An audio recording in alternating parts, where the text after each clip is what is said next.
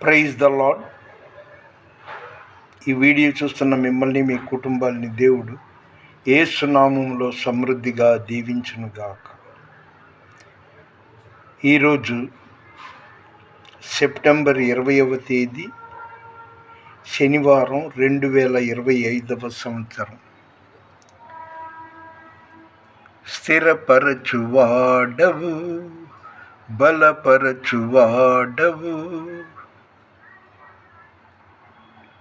ఏమైనా చేయగలవు, కథ మొత్తం మార్చగలవు, నీ నామముకే మహిమంతా తెచ్చుకుందు. ఏమైనా చేయగలవు, కథ మొత్తం మార్చగలవు, నీ నామముకే మహిమంతా తెచ్చుకుందు.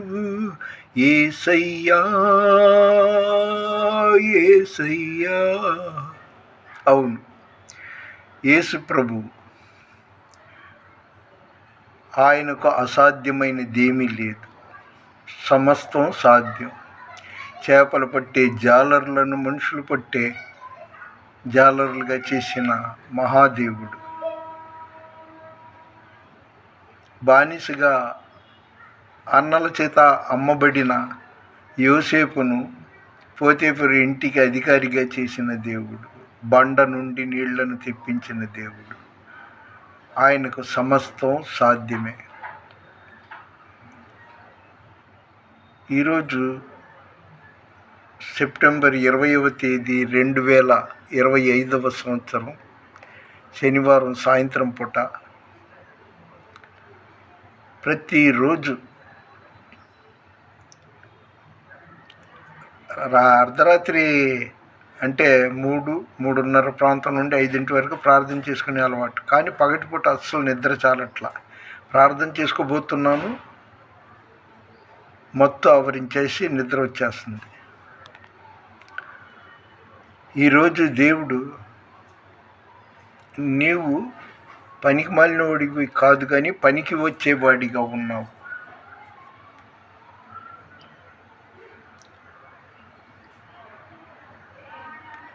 నువ్వు బలహీనుడివి కాదు, బలవంతుడివి. ఫిలిప్పి 4వ అధ్యాయం 13వ వచనం. నన్ను బలపరచు వాని యందు నేను సమస్తము చేయగలను. యోహాను 14వ అధ్యాయం 12వ వచనంలో కూడా ఆయన మాట్లాడాడు, నేను చేసిన వీటన్నిటిని మీరు కూడా చేయగలరు, వీటికంటే ఎక్కువ చేయగలరు అని.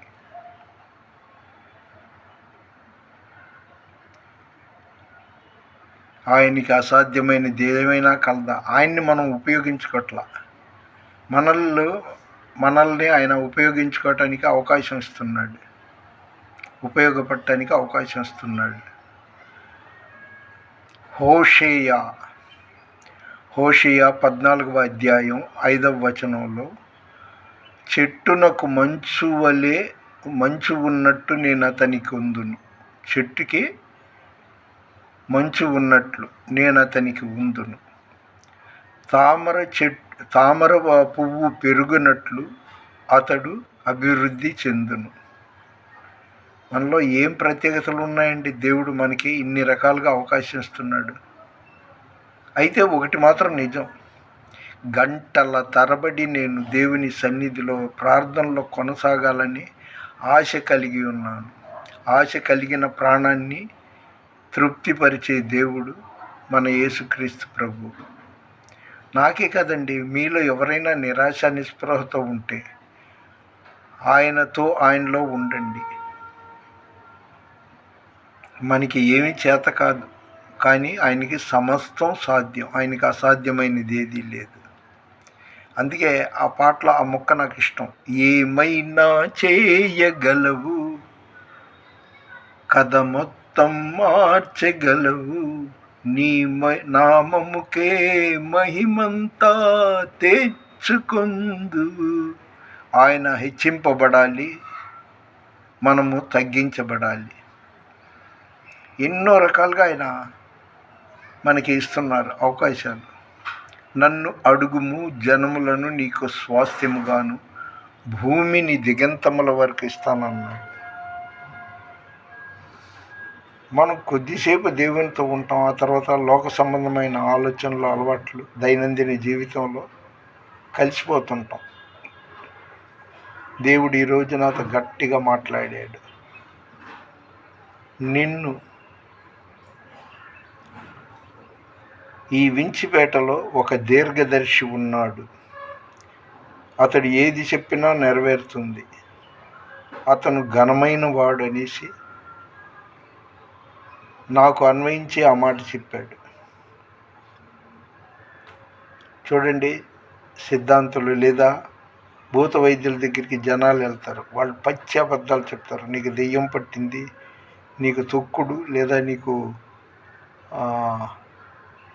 ఏవో శక్తులు ఆవరించింది, ఈ తావిత్తు కడితే ఇంత, ఈ తావిత్తు కడితే అంత అని చెప్తారు. అదేవిధంగా సిద్ధాంతులు కూడా ఆగ్నేయంలో అది ఉంది, పడమట్లో ఇది ఉంది, మీరు ఇలా శాంతి చేయించుకుంటే జరుగుద్దని. ఒట్టిది, అవన్నీ పచ్చి అబద్ధాలు. కానీ దేవుని మాట, దేవుడు అవకాశం ఇచ్చాడు. మనం దేవునితో దేవునిలో ఉంటే అతడు చేయునదంతయు సఫలమగును. దేవుడు నాకు చూచాయిగా ఎప్పుడో దీర్ఘదర్శిగా కొనసాగే అవకాశం ఇస్తానన్నాడు. అలాంటి సూచనలు కూడా నా ద్వారా దేవుడు చూపించాడు. ఈరోజు గట్టిగా చెప్తున్నాడు, నువ్వు ఇంకా వ్యాయామం చేయి. వ్యాయామం అంటే ఏంటి? ప్రార్థన, దేవునితో ఉండడం. ఇంకా వ్యాయామం చేయి. జనం ఈ పేటలో ఒక దైవజనుడు, దీర్ఘదర్శి ఉండాలి. అతను ఏది చెప్పినా నెరవేరుతుంది అనే మాట వెతుక్కుంటే నీ దగ్గరికి జనం వస్తారు అన్నాడు. వాగ్దానం చేసిన దేవుడు నమ్మదగినవాడు. దేవునికే మహిమ, ఘనత, స్తుతి, స్తోత్రాలు కలుగునుగాక. మన వెనికిడిలో దేవుడు ఈ కొన్ని మాటలు దీవించునుగాక. దేవుని పరిచర్యలో మీ Ratnam Francis. Amen. God bless you.